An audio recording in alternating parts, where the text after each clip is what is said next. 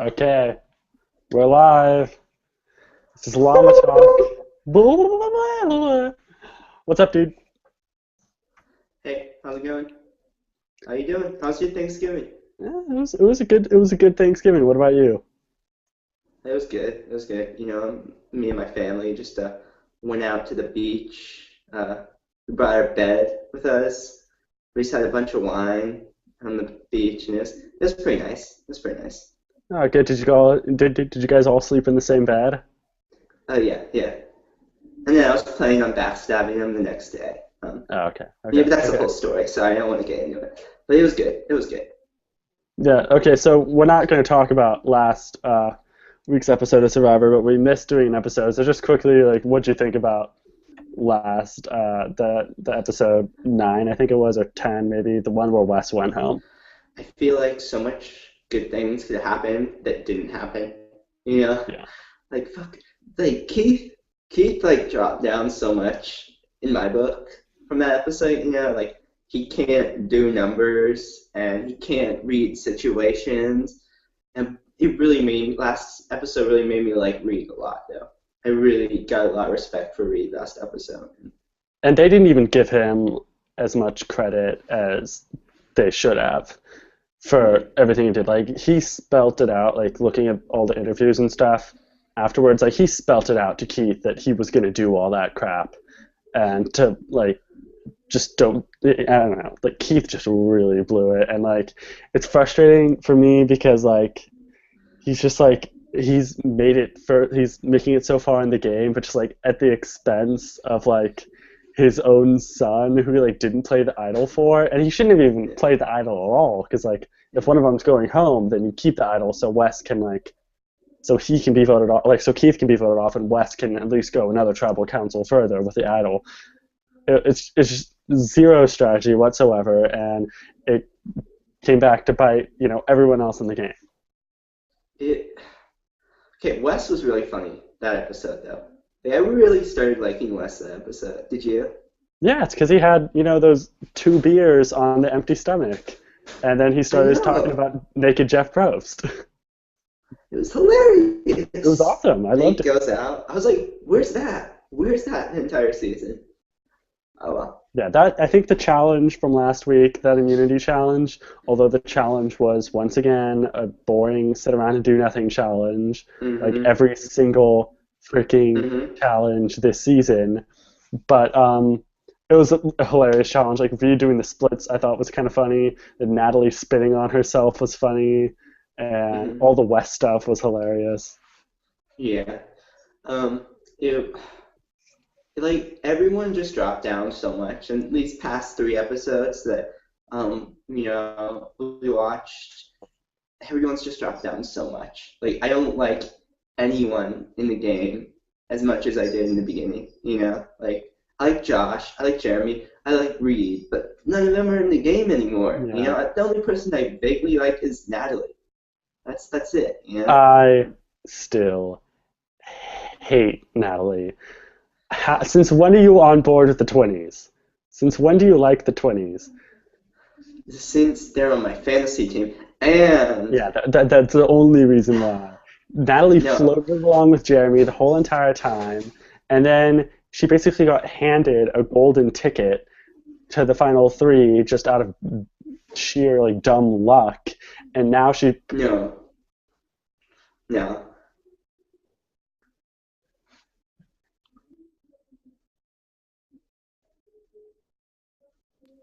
no need. no.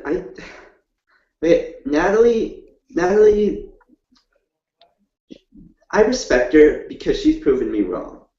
I thought I would hate her. I thought she would not be able to play the game, but I actually see her playing the game. I actually see her making moves. And although I do think Jeremy was a bigger, power player and kind of like shielded her the entire game, I still think she's playing games.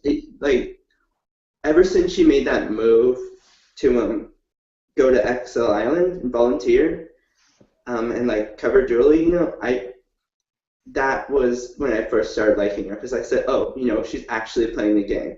She's not just being like a twinnie. I think The difference is like when they're on Amazing Race, they bring the Amazing Race twins. But when they're on Survivor, they know how to play Survivor, and that's what I like about her. I like her a lot. I think she's the best player there right now. I think Besides that maybe John or Missy. I think that Natalie has only made it this far in the game, and she's benefited it. She's benefited more than anybody else by luck in Survivor. Some people have gotten pretty lucky. You're crazy. Are you joking? Natalie was dealt the best hand of the game. Her twin gets voted off day one. That's a huge target off her back. So she's able to float along throughout the game without having another loved one, while John has been, saddled with Jacqueline the whole entire time and has still been able to drag her to the final 6. And so you have Natalie, who's on a winning tribe to the tribe swap, winning tribe post-swap, and it's not because she's the challenge beast, okay? It's just because she was very lucky. Okay, she's not a challenge beast, okay? She's not, in the team challenges, she was not a challenge beast. She's not the single-handed reason why they won. Drew, Jeremy, and, Reed were the reason why they won those challenges. Plus, they were eating so much, okay? So she was dealt a pretty good hand, and then, it seems like everything else, like Jeremy getting voted off, is extremely beneficial for her game, but she had nothing to do with it. And, Julie quitting was extremely beneficial to her game. She had nothing to do with it. It's all just dumb luck, And who would have thought that they would replant Rocker's idol and Baylor would share the clue? It's just, and why did she not start looking for it for 7 days after? I mean, I understand she's playing an okay game. I just think that there's so much Natalie hype. They are hyping her up. Even if she wins this game, I'm not gonna take back anything I say because she's extremely lucky, more lucky than most people who are this far. Okay, you can say she's pretty lucky. I agree with that. I mean, everyone has luck in Survivor, but to say that she's benefit the most from luck this entire game, that's completely false. Okay, every scene, when people have been voted out, they've said, oh yeah, why didn't you go to Natalie when she was with the girls? No, Natalie's one of the guys. She does a good job, and she does a good job putting herself in situations where no one looks at her as a target. She aligns with Jeremy for a reason, because Jeremy's a bigger target than her. I think she knows what she's doing when she's playing the game. I think she's played a great game, and I think she knows to make big moves right now, and that's what I respect. So she's making big moves, and she's actually trying to stir up the game, unlike John and Jacqueline, who are just not doing anything and don't even want to flip. They're just we might flip, and they don't. It's boring. It's boring TV. Now they make it good TV. No, John and Jacqueline made the best TV by helping getting Jeremy out, which Natalie had nothing to do with. That was by far the best blindside of the season. That's because of John and Jacqueline. And the only reason why they're wanting to approach Natalie all the time is because what other girls are there to approach? You have Missy and Baylor. Nobody's going to approach them because they're together. Okay, you have John and Jacqueline. No one's going to approach Jacqueline because she's tied to the hip with John. So by default, that makes Natalie the only real girl to approach. If Kelly was in this spot, she'd be doing equally as good, if not better. It's just the hand Natalie was dealt as being the only single girl in this post-merge situation that people can approach. And obviously, yeah, I guess she's, getting along a little bit better with Alec and with, Keith and stuff than Baylor and Jacqueline do, but that's just because they're prissy. That's not because it's not because Natalie's good. It's more because Jacqueline and Baylor are bad.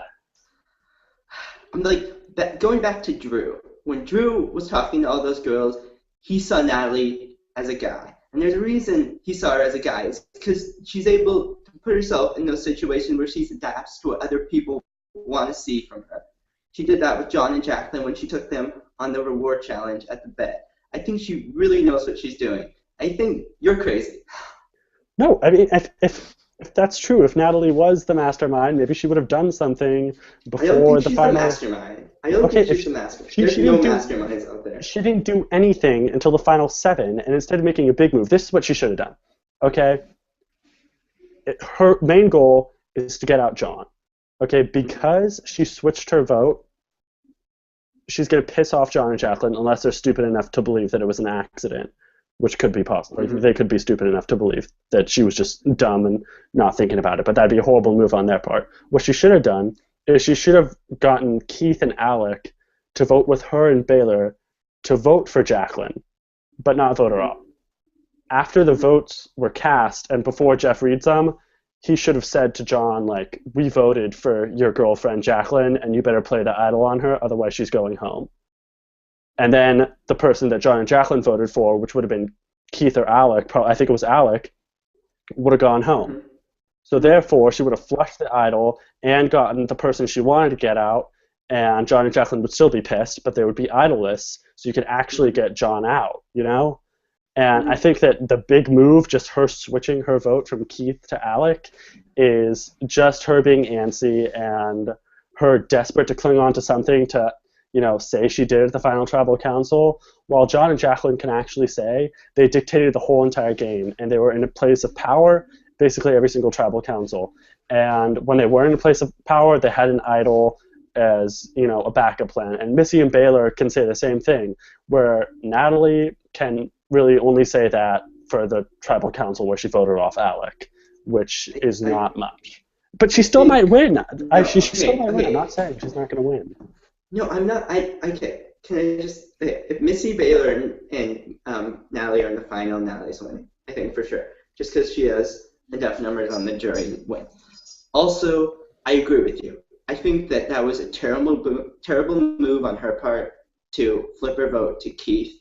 Although I like that she kept Keith. I like the idea behind it. I think it was just poorly executed. It was just so stupid. Why would she put herself on the radar and, you know, give John the feeling that he's going to be, like, voted, like, that he might be in trouble, that she might be dangerous to him? You know, like, at the beginning of that episode, she's saying, like, oh, John feels comfortable. I need him feeling comfortable so I can blindside him. That's what's perfect for me.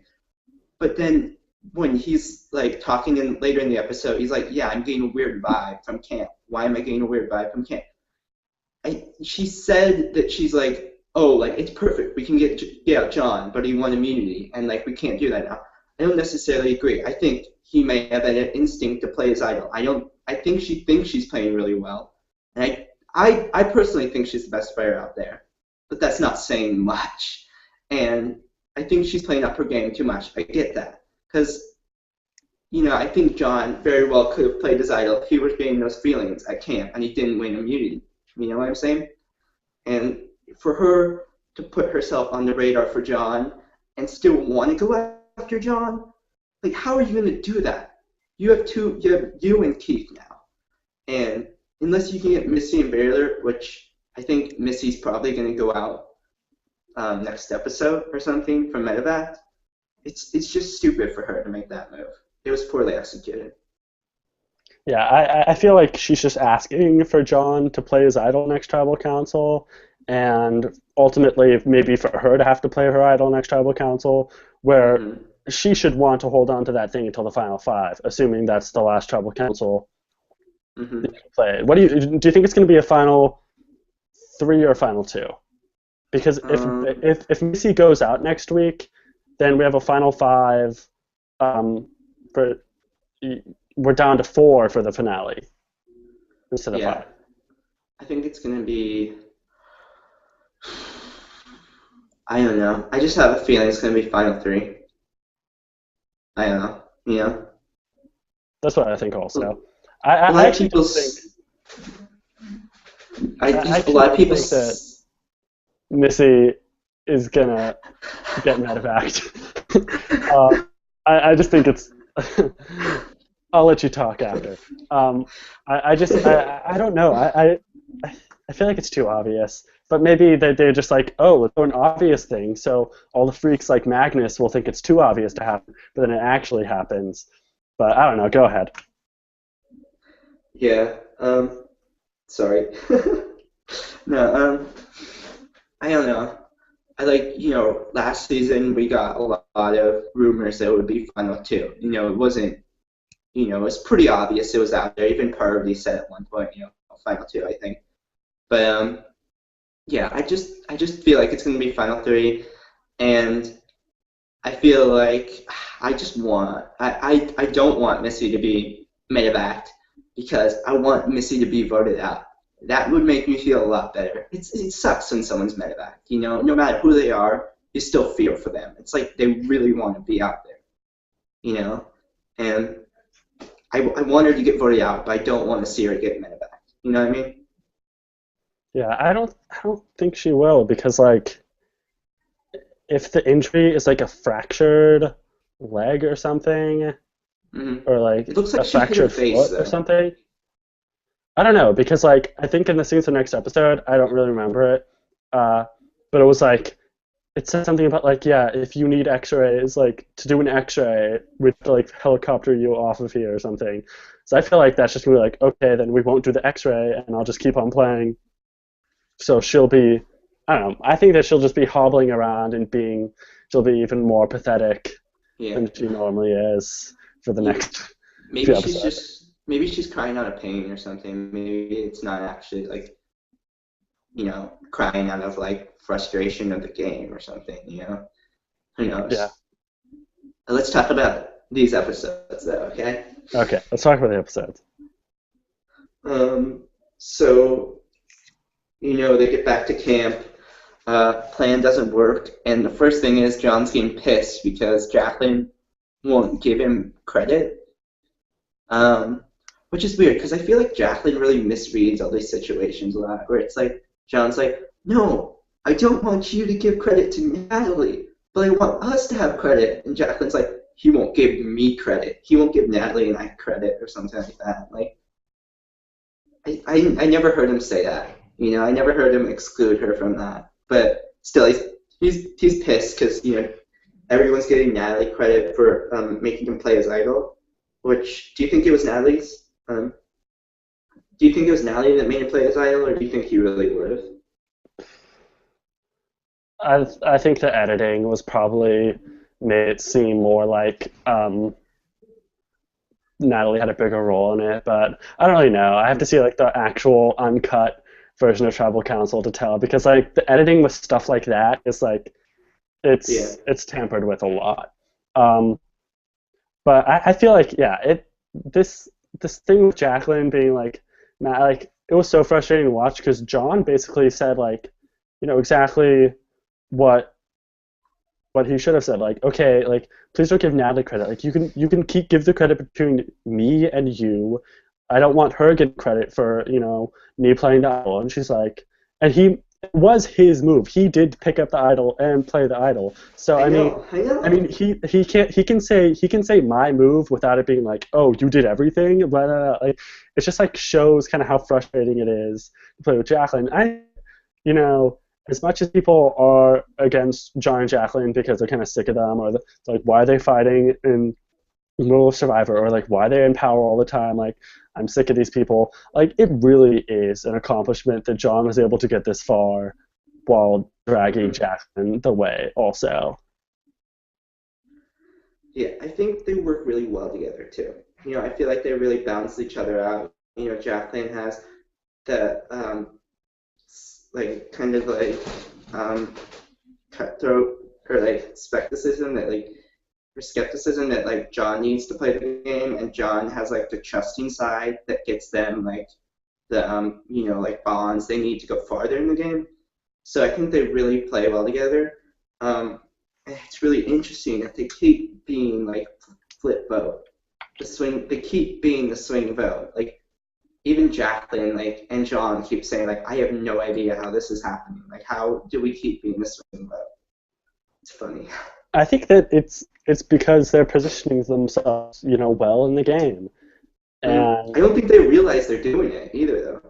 yeah, no, well, relationships with Missy and Baylor and Natalie, and they have the best relationships with the um, opposing alliances. That's why uh, I think that's part of the reason why Natalie wanted to get Alec out is because John and Jacqueline were Alec was flirting with Jacqueline and they were talking all the time.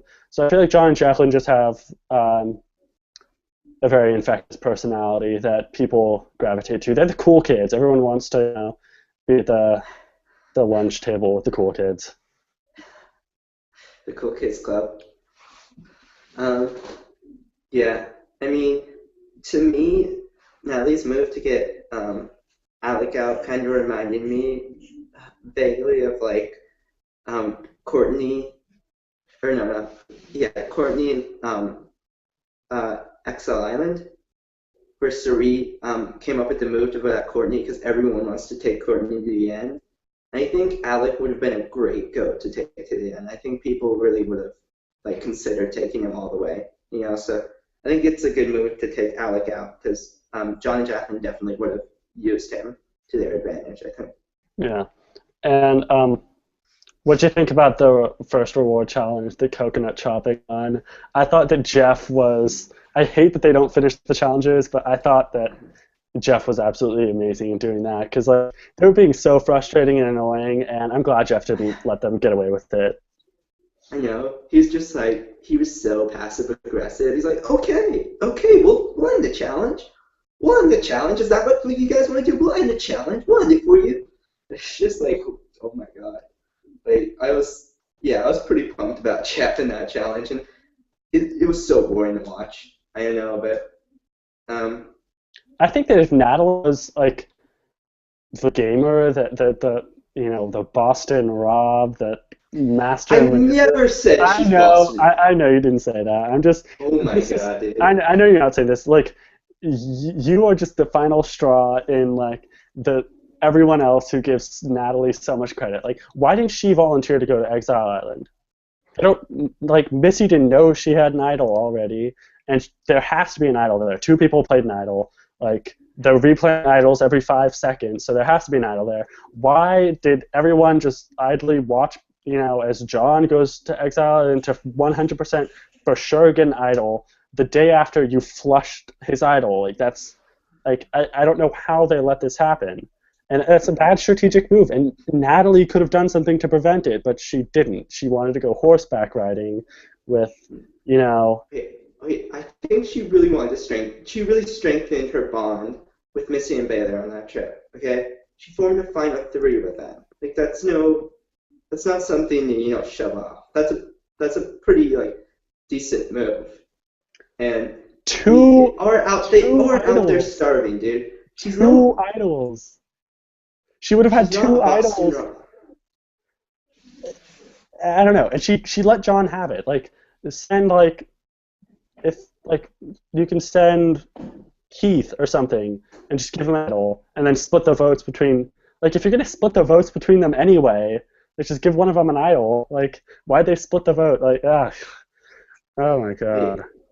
I think you're the person that's saying that Natalie's like Boston Rob.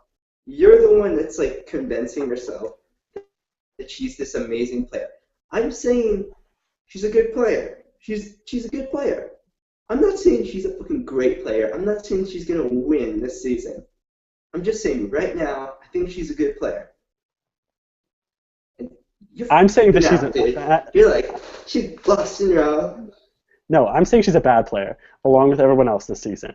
She is not the only one who's exempt from the bad player, everyone being a bad player this season. Natalie shouldn't have just let John, if Natalie is the one who's in social control of the situation, then she shouldn't have let John go get handed an idol at Exile Island.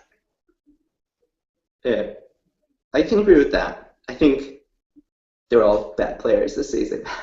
But I think she's a subpar player. She's not bad. Wait, okay. Can I tell you who I did like, though? I liked Reed. And I like Reed at that reward challenge. He called Baylor a brat, and like he tell you like, I love Reed, dude.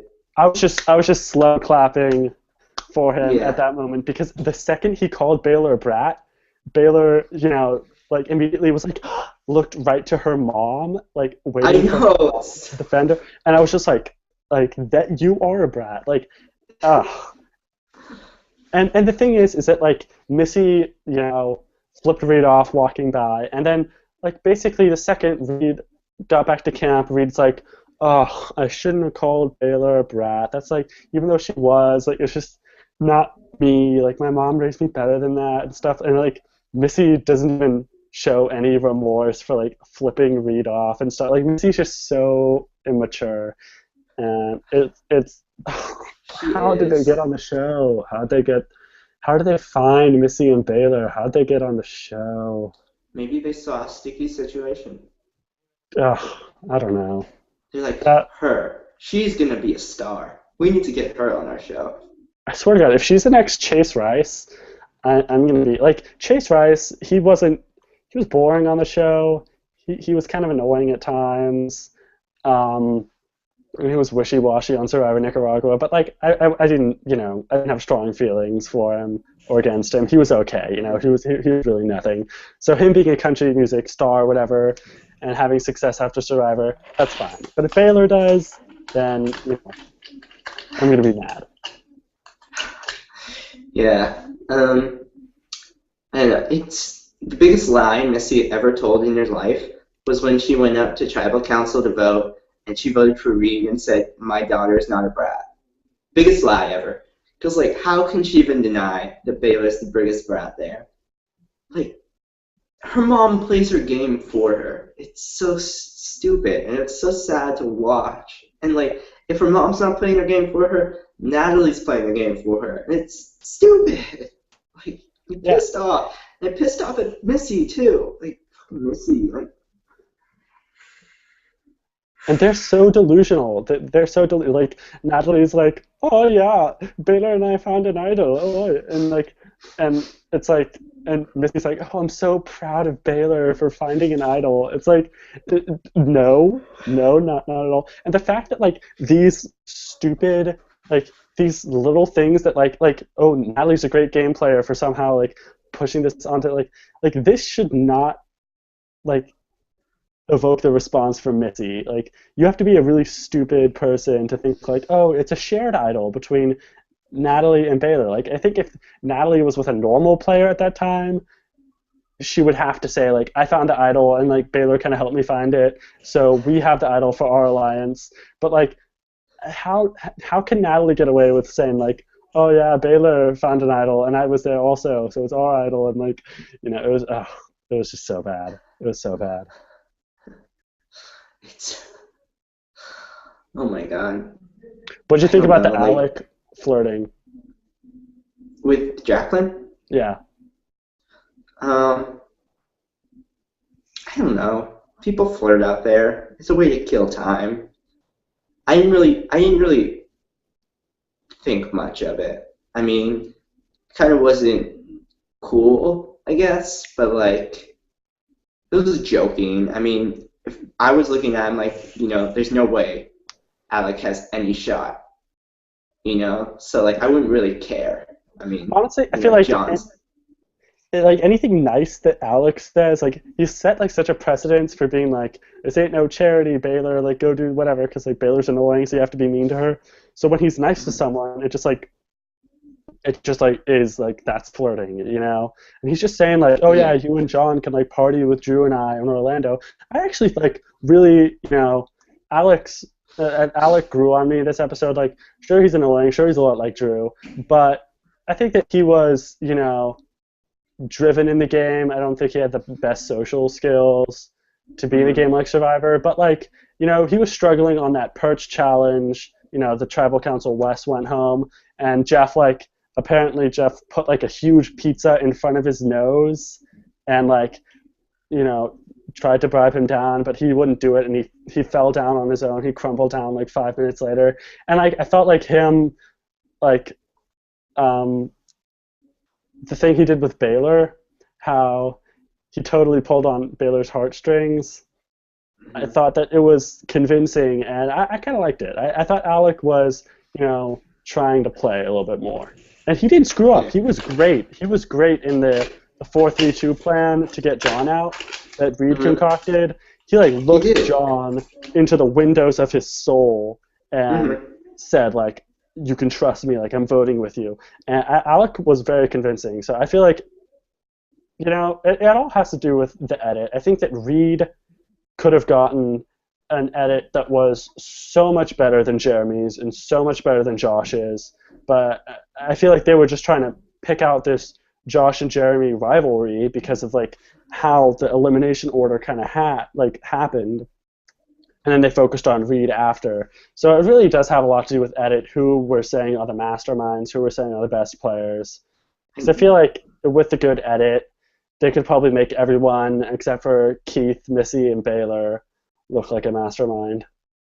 I mean, definitely. I mean, like, for example, Natalie saying like to John, play your idol. They edited it so it looked like Natalie was telling him to play the idol.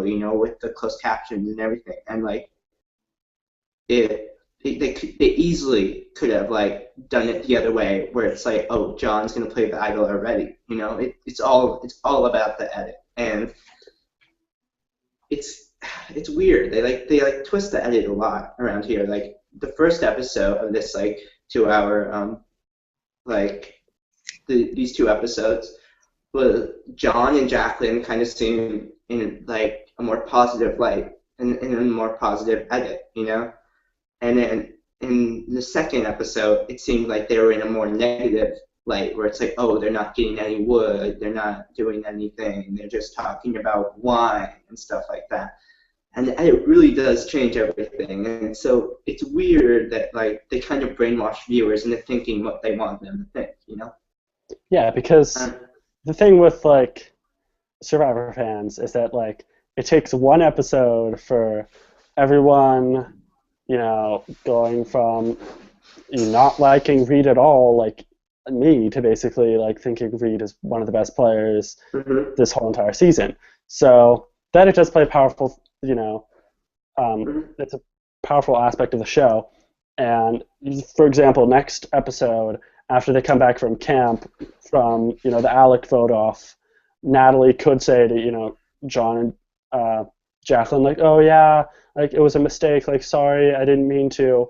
And I guarantee you John goes to the confessional and he's like, okay, part of me trusts Natalie and think that she's telling me the truth and blah blah blah. And if they show that, then Natalie's a mastermind and she totally pulled it over on John. But then there's probably another part that John is saying, yeah, but she probably is being sneaky, and she probably did this just because she thinks that Keith is going to go with her, and she's trying to plan a blindside of me, and they're going to decide to not show that or show that depending on the edit. So I think that they oftentimes tell them to show two sides of things just so they can pick which side they want to show. Dude, we should do a podcast explaining edits. We could talk a lot about this. Like, I think it's really interesting. Yeah, but back to the episode. What did you think about Jacqueline and John fighting? When was the fight? It was after. Oh, it was the first. It was the first challenge. Yeah. So after the immunity challenge, Keith wins. Keith won.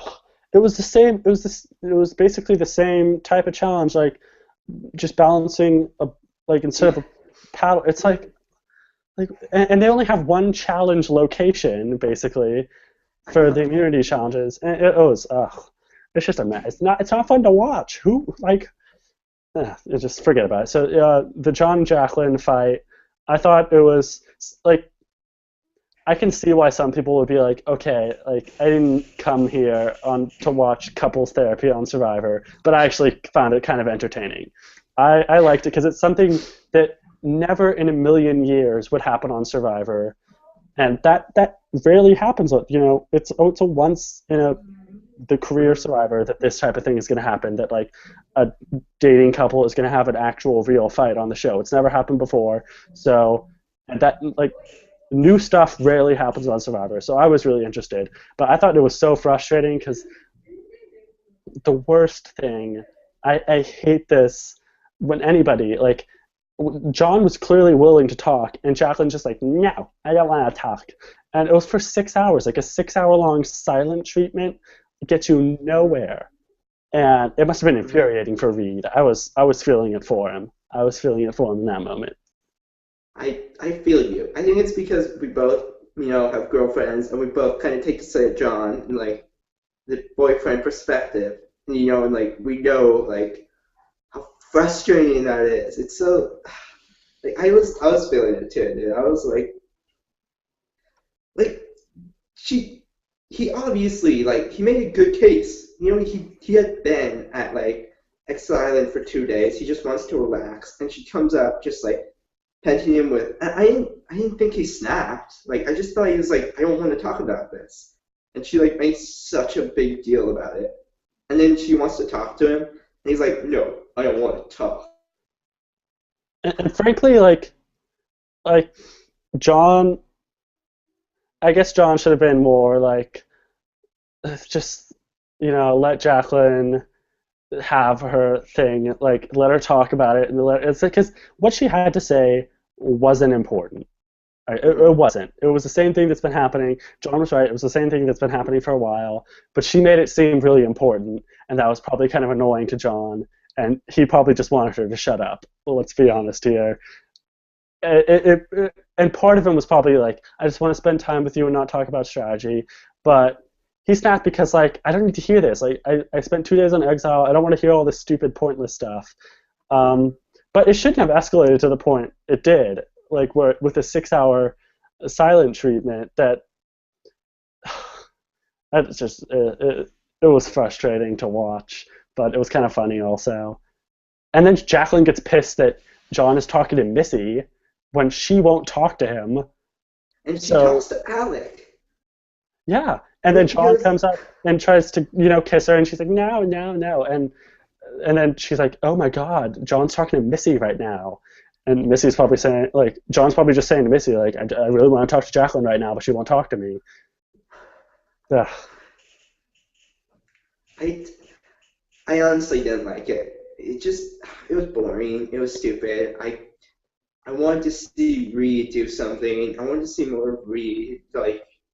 And the second thing was, John and Jacqueline fighting, totally threw Reed's game off, and it sucked for him. Yeah, Reed has such, I would be, punching myself in the face and, lighting my hair on fire with my torch before it being snuffed. Because, it's so frustrating. Rarely do, idiots basically screwing up plays such a big role in someone's game. Through no fault of Reed's, he had horrible luck with Keith and horrible luck with John and Jacqueline at this point. It's just fluke, crazy, over the top, stupid things. It's not even your average, everyday stupid. This is advanced stupid, and it's so frustrating to see because Reed, it has been so good at putting forth his case and arguing it and getting people on his side, and so much better than I thought he was going to be. And yeah, he was a stud this season. Yeah. I mean, as much as the jokes went, where it's oh, can't believe Reed got confessional this episode at the beginning of the season. I really liked him, in general, this whole entire season. Ultimately, those past 3 episodes, really made me like him. And it sucks because, when you're playing with stupid people, when you're playing with someone stupid, you can use them to your advantage. When they go full retard, and everyone around you is stupid, it's hard to play the game. And it's so frustrating. It's so frustrating because he can do he can be a really good player, but they're just so stupid. The thing I liked about Reed is that he did swing for the fences, and there was times that I feel he even probably could have done more. At the tribal council where Wes got voted off, I feel before John's about to play the idol, I think that I don't know why nobody tried to say for John to play it on Jacqueline, because Reed could have been John, I'm really sorry. I'm really sorry. I want to be back in the lines. I didn't mean to flip on you, but I did re-vote for Jacqueline.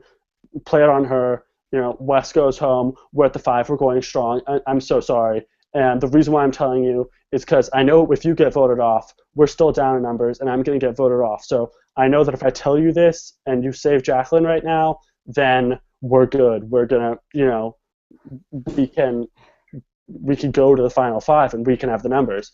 And I feel like like there's so many, if the plan is failing, if someone says stick to the plan and you're screwed, I don't know why people just don't make a bigger, last ditch effort. I think maybe they don't want to look stupid, but the thing I like about Reed though is that he did fight. He did fight really hard, and it seems like he always had, ace up his sleeve to play with.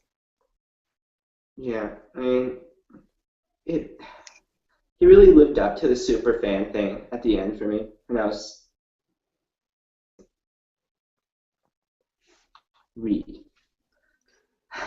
Yeah, I like it when I fans think, get on the show. And like Reed, like I've just been disliking Jeremy so much more. Have you seen the Ponderosa videos?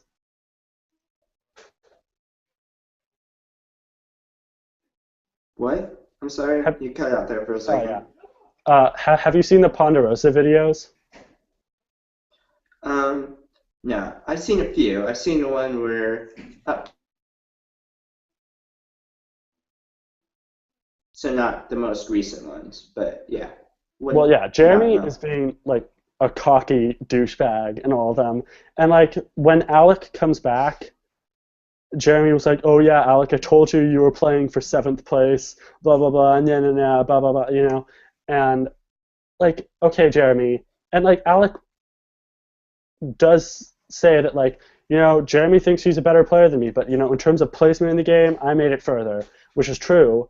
And Jeremy just thinks he's better than everybody else, even though he did make a huge mistake in the game, and he probably deserved to get voted off after doing what he did, making John feel that uncomfortable, you know. Mhm. But I think that Alec wasn't just playing for seventh place.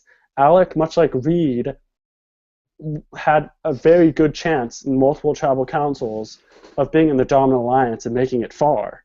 Mhm. There was like it's not like playing for seventh place is basically sitting in a seven-person alliance and knowing you're at the bottom, not doing anything about it.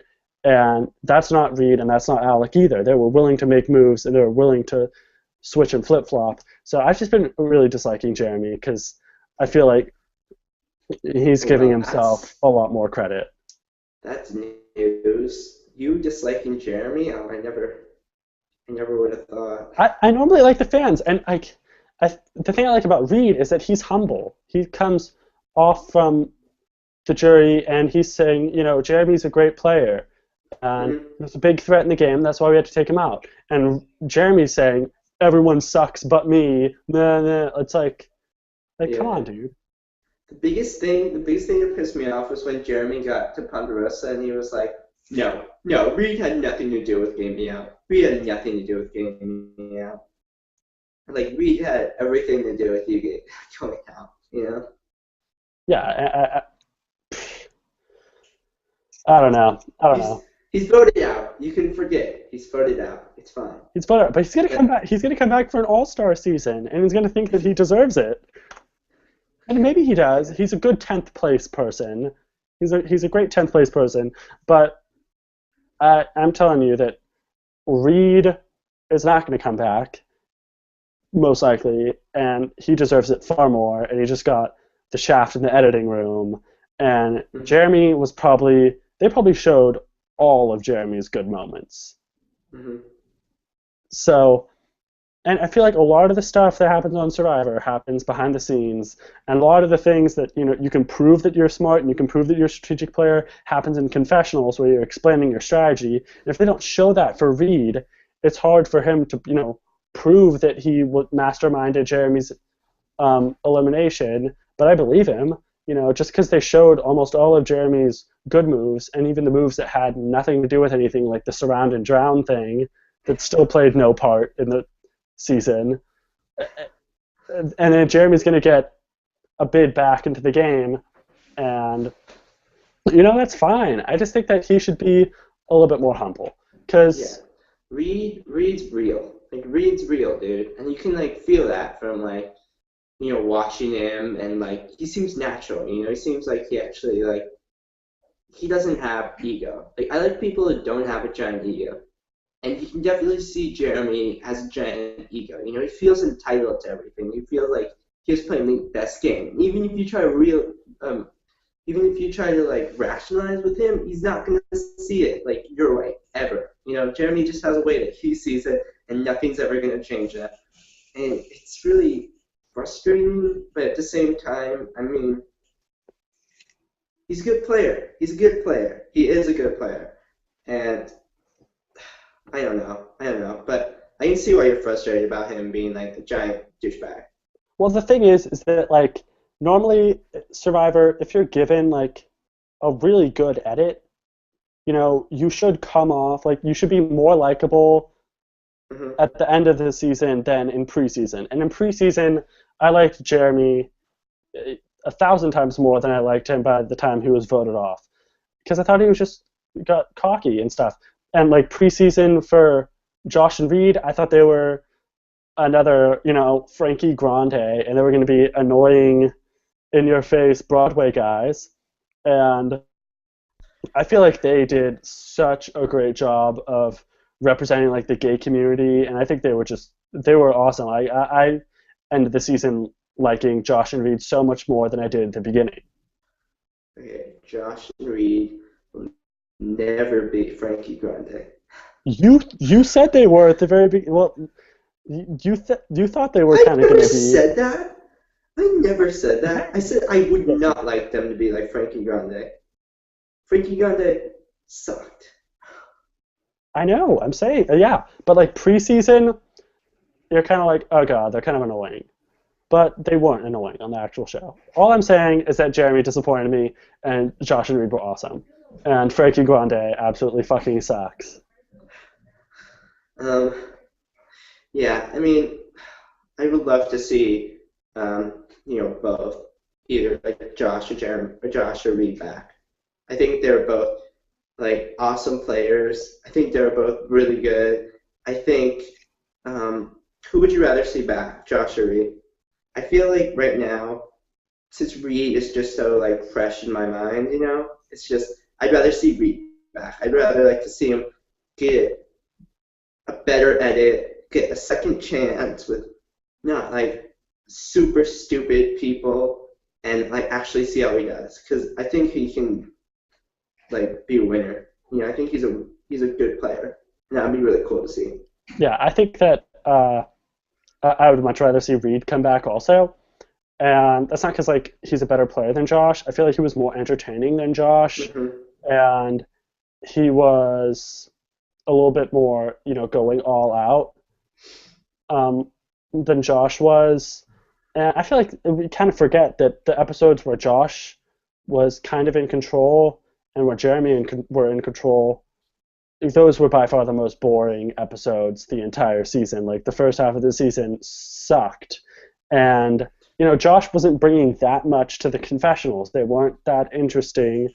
And he didn't even come off as much of a strategic player. He was a strategic player, but the confessionals weren't really as much like, here's my master plan, this is how I'm going to, do it. It was more just like, yeah, everyone really trusts me and blah, blah, blah. So, I'd rather see Reed come back. Yeah. Well, anything else about these two episodes you want to talk about? Oh, we haven't even talked about the second episode.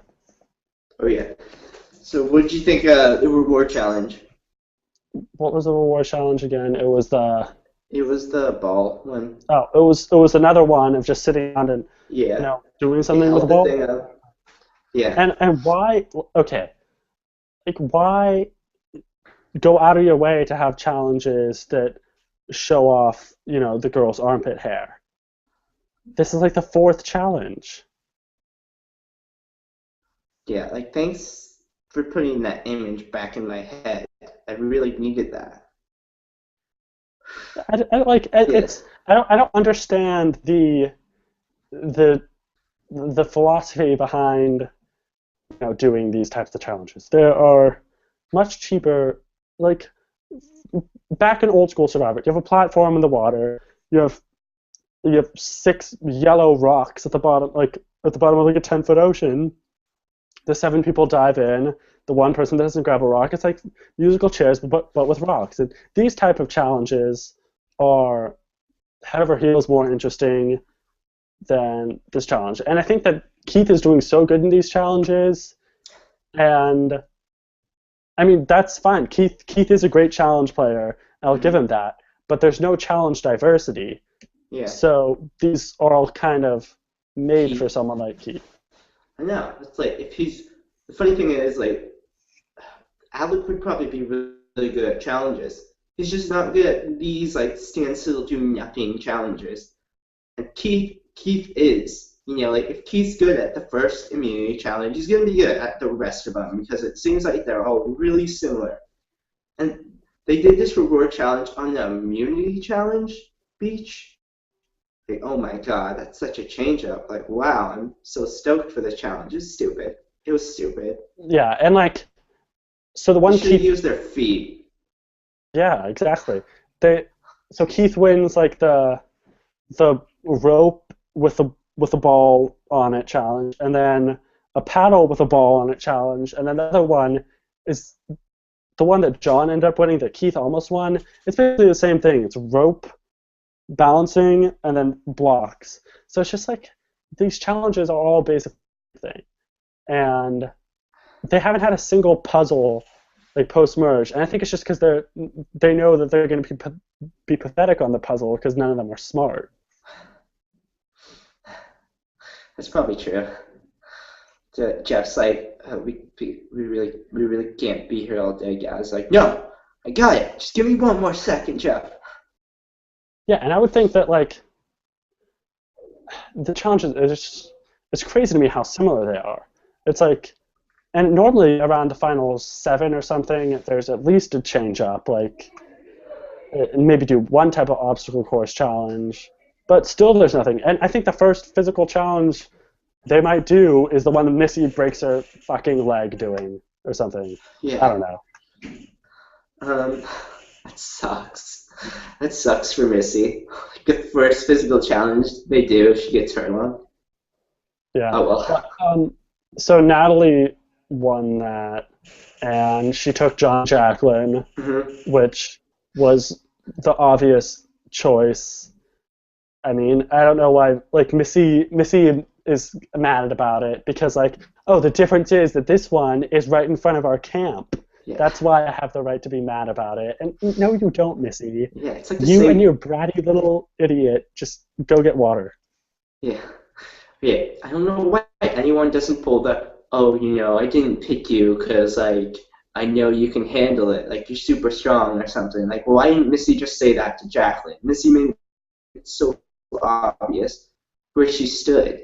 And yet Jacqueline still didn't do anything about it. Like, pissed me off. I don't know. Yeah, and I don't know why. Like, yeah, it's pretty obvious that they're the final 3, and it makes sense. Like, not only did they have to argue that, like, well, Reed should have argued, yeah, Missy and Baylor and Jacqueline and Natalie, 3 Jacqueline, like, you have to see that. And it's not because Reed is desperate, it's because what makes sense for Natalie is to go with Missy and Baylor. It makes 0 sense for Natalie to go with John and Jacqueline. So that's what John and Jacqueline have to be thinking. If they think there's a chance in hell that Natalie them to the final 3, unless they win immunity and stuff, then yeah, that's not going to happen. Hmm. Yeah, so, I mean, did you know John likes wine?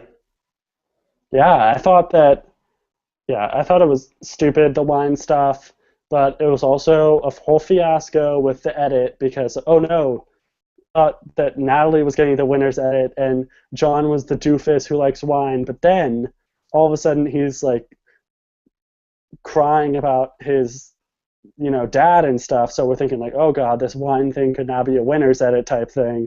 So honestly, when you focus too much on the edit, it really screws you over because this that was like a 4 minute or 5 minute spiel about John's dad, that tribal council, when John had no like there was no reason for it. John wasn't a threat to go home because he had immunity, and Hmm. that was a weird thing that also contributes to a possible winner's edit for him. But who the hell I don't know knows? what, yeah, I don't know why they didn't show that sooner. Like, that.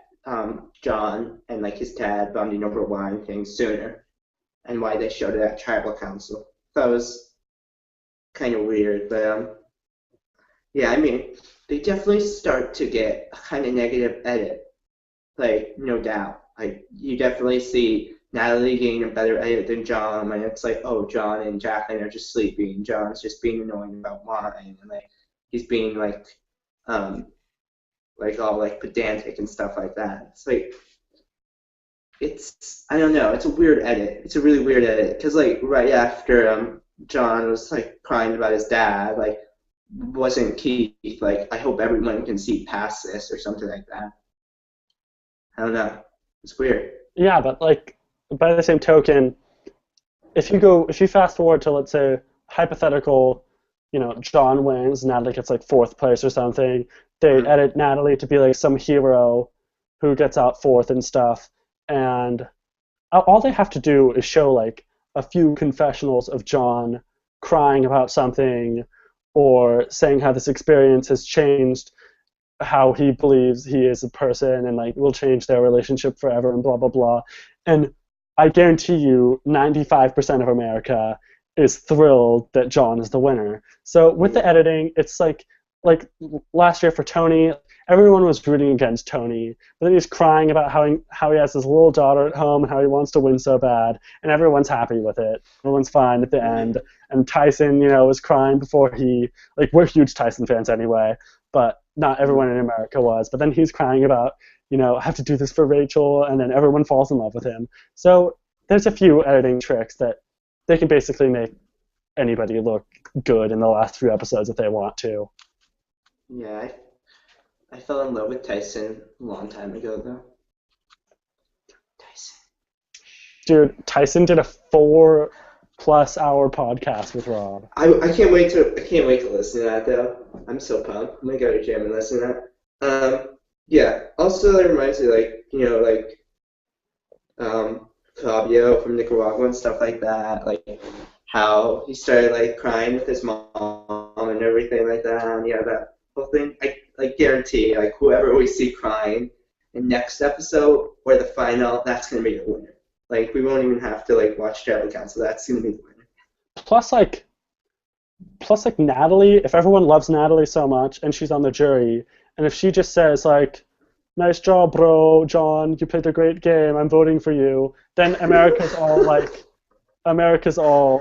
okay, Natalie supports John winning, so we're okay with it too.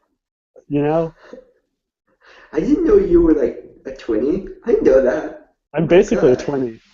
Oh, wow. That was good. Yeah, I mean, it's a weird edit. What do you think of the immunity challenge? Just, wasn't that the one Tyson won? He was like, was it the last one? No, it was the second to last one. I'm not sure. Yeah, no, it was the second to last one. I remember. Yeah. Yeah, it was better when Tyson won it, and it was more interesting. It was a new challenge back then.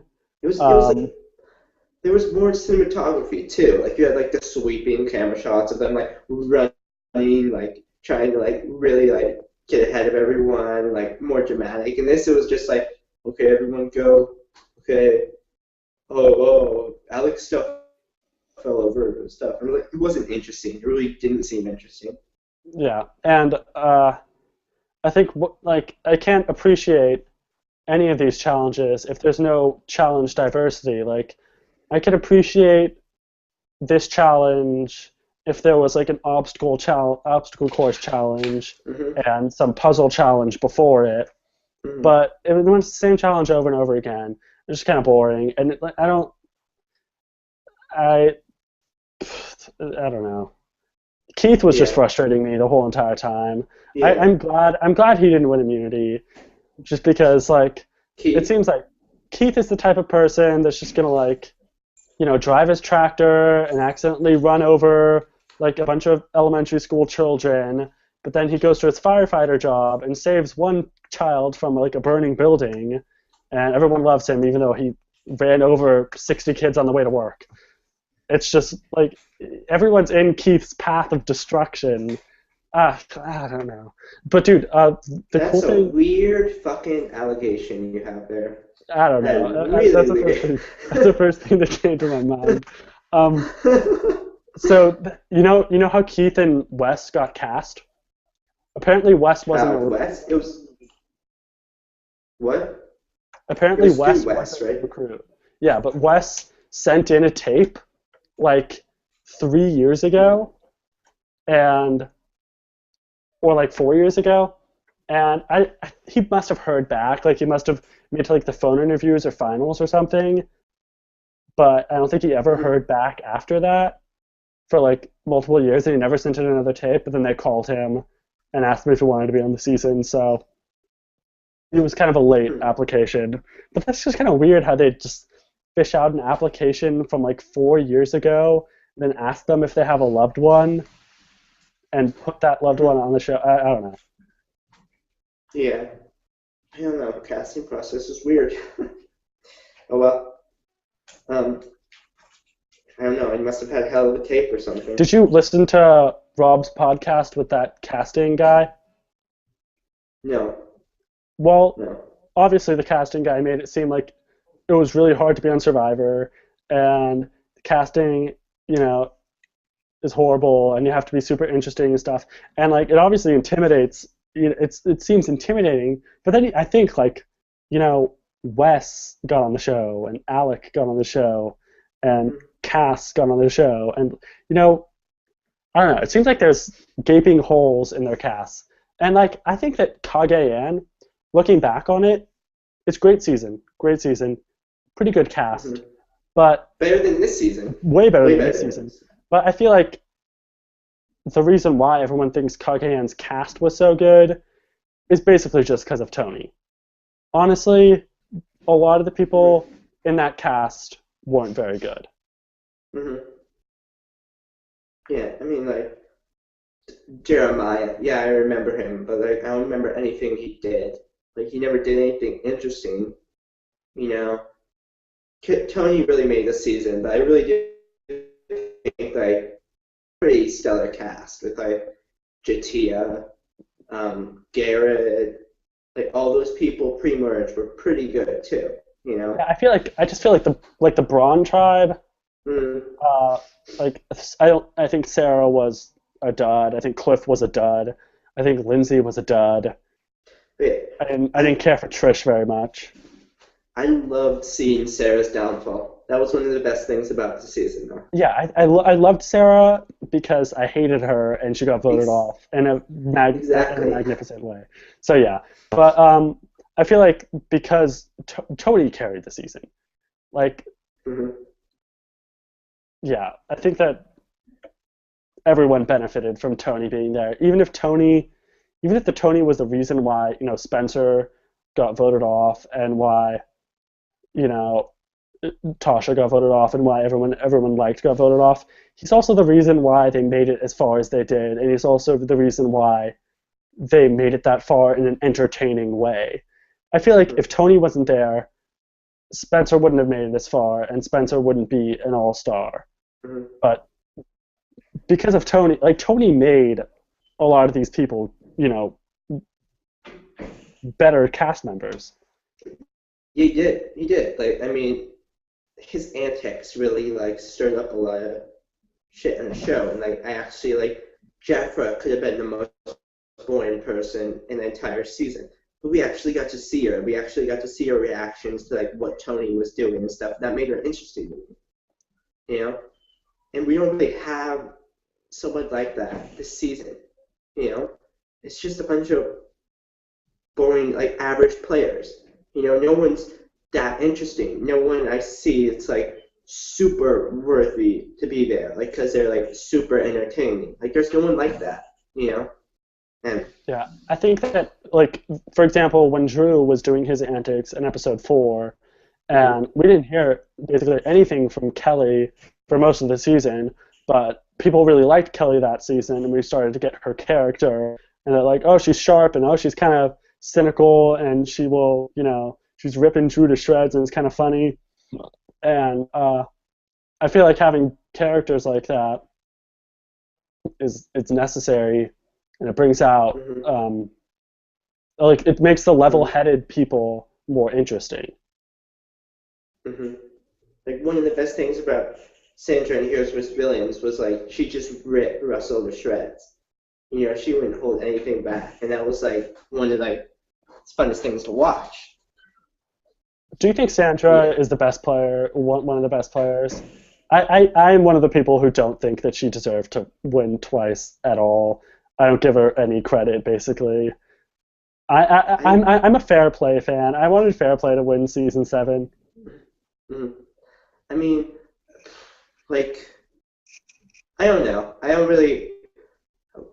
She's not in my top 5 list, but from like everything I've heard of people who have played with her, they say like she's amazing. Like she like I remember listening to one of Rob's podcasts with Tyson, and Tyson said like her ability to just like play the game, like put all emotions aside, and actually play the game like with no emotions, and just like she knows every move she has to take to get to the end. It's amazing, and I don't know. I can't say she's one of the best, but there's something about her that's really good. That's what I know. There's a reason she won once, and maybe she got lucky twice, but there's a reason she won once. Yeah.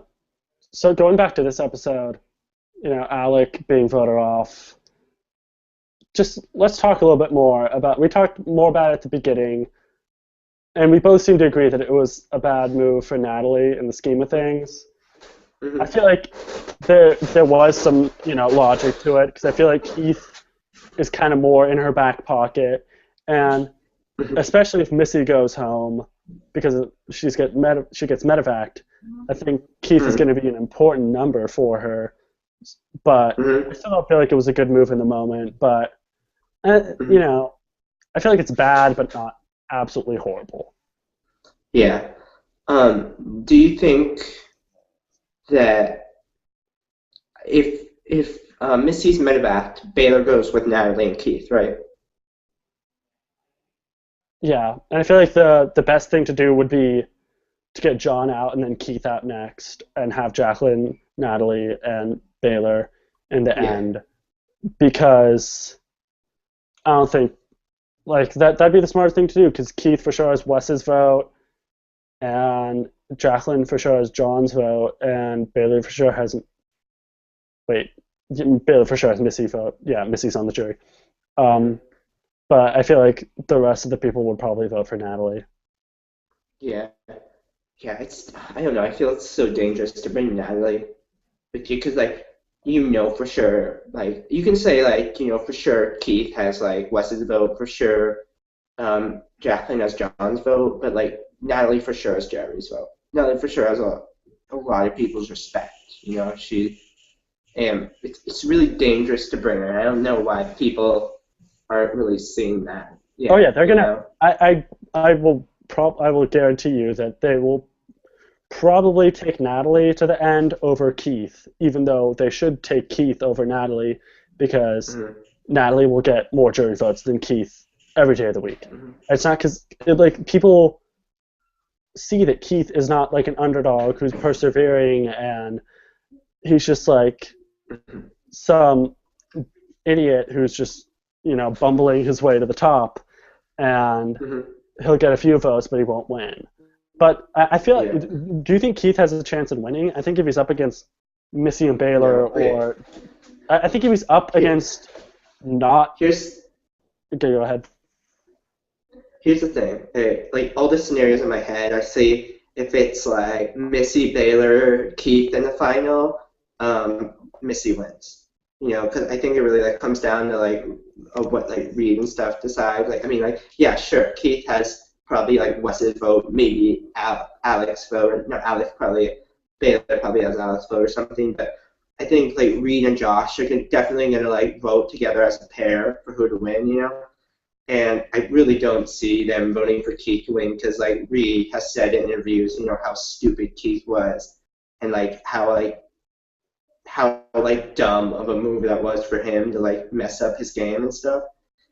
But if it's Natalie in the end, if it's like Missy, Baylor, Natalie in the end, and like Keith's on the jury, I definitely see like Reed and Josh not voting for Missy but voting for Natalie because they respect Natalie more, and Natalie played a better game. Mm-hmm. I think the only person that can really beat Natalie at this point is John. Yeah, I think it goes John, Natalie, Missy, and then Keith. Yeah, I think that Or maybe. Missy is like she's tough because I think she is probably playing the best strategic game out there, but her personality is so horrible and her social game is so horrible that her chances of winning are so slim. But if she was more likable and if she did a better job of raising her daughter to being more likable, I think that she would be a front runner to win at this point. I feel like Missy could have been a Denise who was worse at challenges. Mm-hmm. But she's just immature and combative and passive aggressive, and but she's always strategically placed herself in the best position. She hasn't ever even come close to being voted off. Mm-hmm. And that's basically, she's the only one who can say that. Can I just say how jealous I am that Missy is an older woman? If I were on Survivor, I would love to be an older woman. Just because they have like, everyone wants that role on Survivor. You know, everyone wants that mom role. John wants to keep her around because she's like the mom role. It's literally Baylor's mom. And like, it reminds me of Dawn. It reminds me of Denise. You know, it's such a prominent role in Survivor, and they're so lucky. And like, what people don't realize is they can really play up to that. And I wish Missy was playing up to that role and at full potential. You know, I think like Denise did that really well and stuff. But Missy just sucks. She sucks. You know, she's not taking advantage that like everyone sees her as you know, that mom role. Yeah, the older women have such a success. Like in recent seasons, they're always in the final three. Always. You have Monica, Blood versus Water. Cass she wasn't a mom really, but Cass and Trish were both the older women. They're both in the final I'd five. say Trish more. Trish was more the mom, but Cass was still an older woman, so she wasn't a threat really, and was able to make it far. And then you have Sherry and Dawn, who are both in the final three of Caramone. Then you have Denise and Lisa, who are both in the final three of Philippines. It's just it keeps on going on and on. It's absolutely ridiculous. So it's basically like all they have to do is survive until the tribe swap, and then they will be in the final three. Yeah, I think someone who really played that well was Holly Hoffman too, from Nicaragua. She almost won that freaking season. Yeah, and I feel like John, like looking back on his decision to get out Jeremy, I feel like if he was positive that he was closer to Baylor and to Missy and Baylor, then I feel like he shouldn't have taken out Jeremy when he did, because having Jeremy in the game up until this point would be a huge, you know, bullet shield basically for him. And the fact that he's been able to go basically this far, being the only, like being in an all-girls alliance basically and not being voted off yet. Yeah. But I think the reason why he did it is because he wasn't 100% sure that Missy and Baylor would be with him in the future. You know? Yeah. I mean, we can all agree, like, you know, it was kind of antsy for John to like try to get to get Jeremy out at that point. You know, it could have played it better and stuff, but like Jeremy did that to himself. You know, he made John panic like that, and like, what can you do? You know, John's not the best player. John doesn't have the ability to look this far in the game because he's not like the smartest player in the world. But yeah, it definitely would have benefited him more to have Jeremy there right now. Yeah, and you can't argue because he is in the final six with an idol, so and his girlfriend. and the majority Yeah. alliance. So he's in a pretty good spot, but he still has a huge target on his back. Hmm. Yeah. So yeah. What do you think of tribal council? They had a rat. I thought the tribal council was boring. I thought it was so annoying, and Yeah. I hate how Natalie and Baylor are going off and being little twinny sisters together, and Baylor thinks like, oh, I'm so cool, I have a sister, and I'm doing this behind my mom's back. I'm sneaking out of the house after midnight to go party with my friend behind my mom's back, and it's just Okay. You know what the best thing is? The best thing is when like Baylor was like, or Missy was like, you can't do that. You can't. She's my kid. You can't talk to my kid like that. And Reed was just like Baylor, how old are you? What, like 20? She's 20 years old.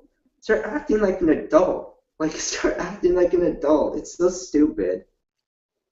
Oh my yeah, god. like like her age is no excuse. Like oh yeah, Baylor's just so bad. It's so bad. The final six in the season is really bad. It's Do you probably one of the think worst final sixes. who's worse? Baylor for being like obnoxious and like fucking annoying, or Missy for making her fucking obnoxious and super annoying and being super fucking obnoxious herself. I feel like it's worse for Missy because Missy's twice her age, and Yeah.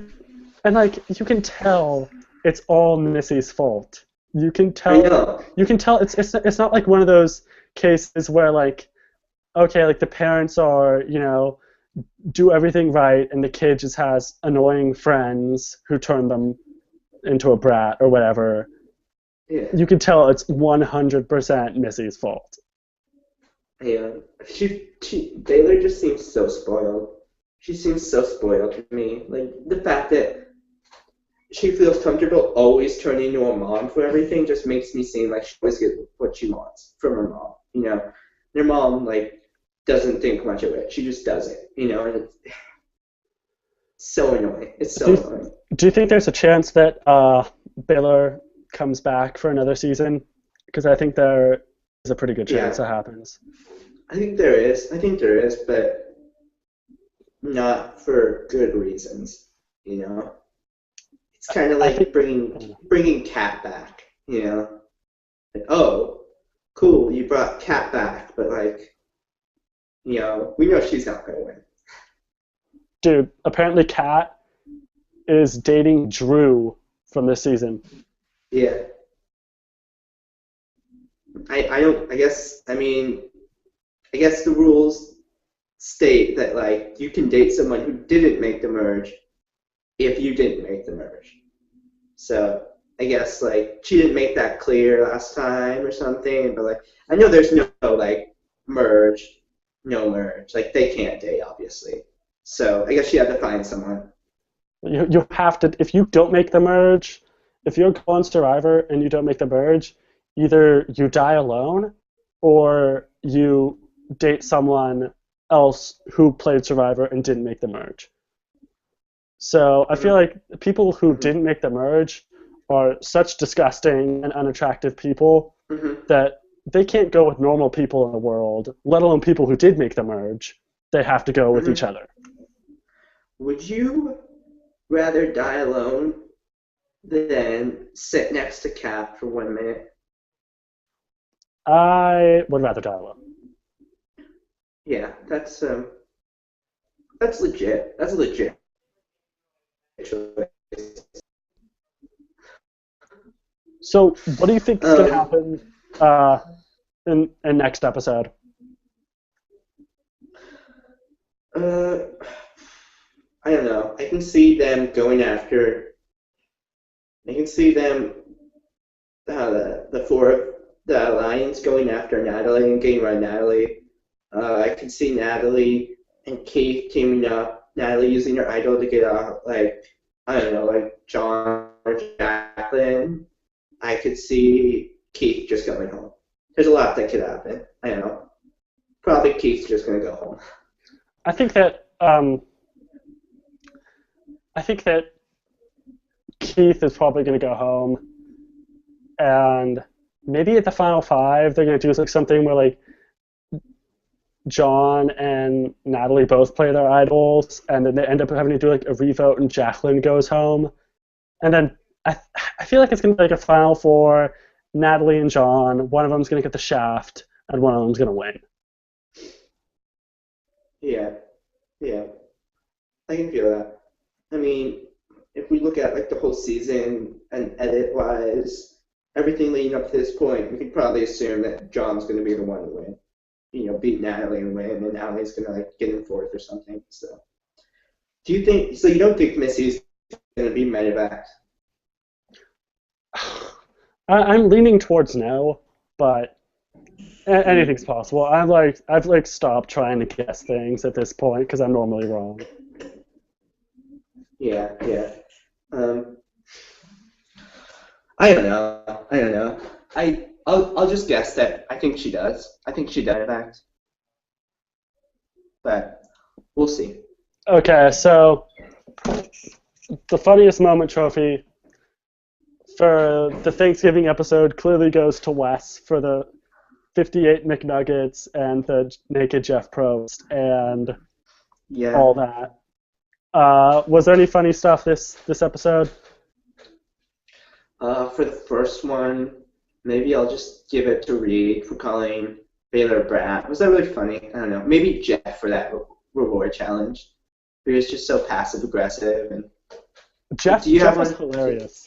Jeff was like, okay, dude, okay, you're wasting my time. I could be sipping a latte, going scuba diving, doing my Jeff Probst thing. But you know what? I'm stuck here, doing the stupid challenge that no one's even trying. So who's winning? Give me a name.